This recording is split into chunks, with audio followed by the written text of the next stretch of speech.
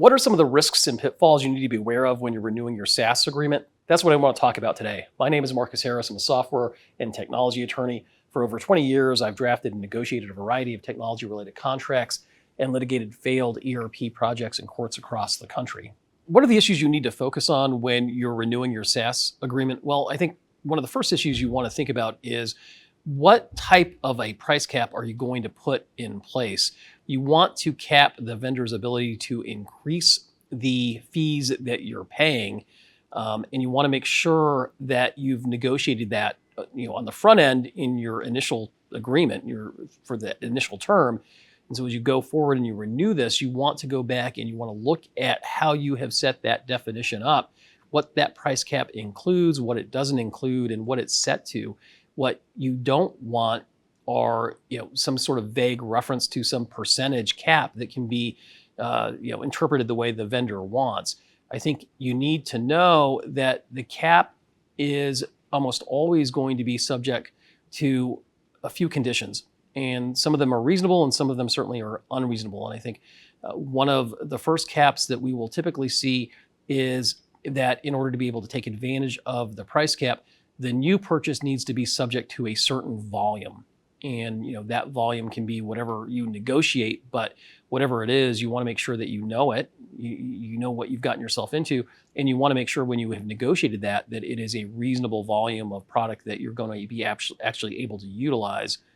Often certain types of products are going to be excluded from that price cap. You want to make sure you have an understanding of what products are excluded and what products are not included. Ideally, you will have negotiated some ability to swap out products in that initial term, and maybe you're going to be able to get around that cap. Most likely, I think that's going to be a hard thing to negotiate. They want to exclude certain products from that cap for a reason, and they're probably not going to let you take advantage of language that is going to allow you to get around that restriction. A lot of time, there will be some sort of a requirement for that cap to come in place that you actually spend a certain amount of money, and that's different than the volume cap or the volume requirement. I mean, you've got a volume of users, you've got a volume of usage, but the level of the spend is going to be slightly different, related but slightly different, and that will often be subject to a carve out. And so the cap, if you don't spend the required amount of money, that cap is not going to kick in. Sometimes the cap will also be subject to some sort of term limit. So what I mean by that is that, let's say you had a 5-year initial term, and if you're going to renew, you can't renew for a year and be able to take advantage of the price cap that you previously negotiated.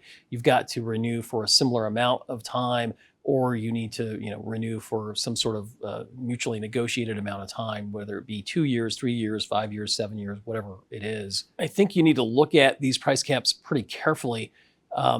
Certainly, like I said, when you're negotiating them, but when you're trying to take advantage of them, because I think the likelihood that what you thought you had negotiated is not there is going to be pretty high. And you don't want to have some sort of shock when you go to renew that contract and realize that the price cap that you thought you were so clever in negotiating and putting in that agreement doesn't actually cover anything that you want to license now at the renewal time. You've got to take into account, what happens if you grow? What happens if there's a massive increase of volume, and that needs to be negotiated up front. And certainly as you're renewing that and taking advantage of it, but you want to put that language in for the next renewal that's going to be coming up. The other thing that you want to pay close attention to, and I touched upon it a little bit, is you want to carefully define that cap. You want to make sure that the language surrounding the cap is clear. There's not any ambiguity associated with the cap. Let's say you've negotiated a 5% cap, but 5% of what? Is it 5% of the net spend of the last year of the initial term? Is it a CPI plus 5 cap? If so, are all those definitions clear? Does everybody understand what they are? Because I'll guarantee you that if there is any level of ambiguity in that definition, that vendor is going to figure out a way to get around the cap and try to charge you the most it can for your renewal. You need to be careful when you're negotiating these caps. You want to think prospectively, you want to think expansively about what is going to happen in the future. you need to negotiate flexibility with these caps so that you can take advantage of them. You know, if that product is only going, or excuse me, if that cap is only going to be applicable to certain products, you don't want that vendor to have the ability to change the name of the product. So, now the vendor says, okay, well, you were using a product, but now we've changed the name to X, and so it's now no longer subject to the cap.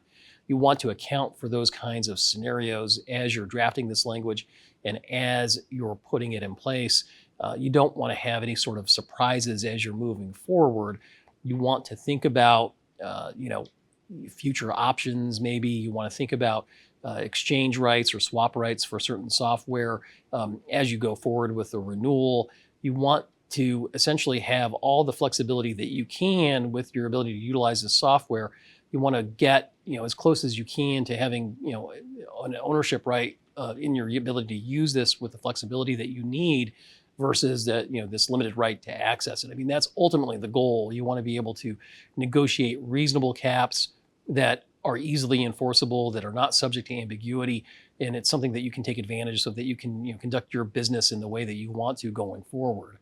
If you have any questions about any of the issues that I've talked about in this video, please feel free to reach out to me. You can reach me at taflaw.com. Thank you.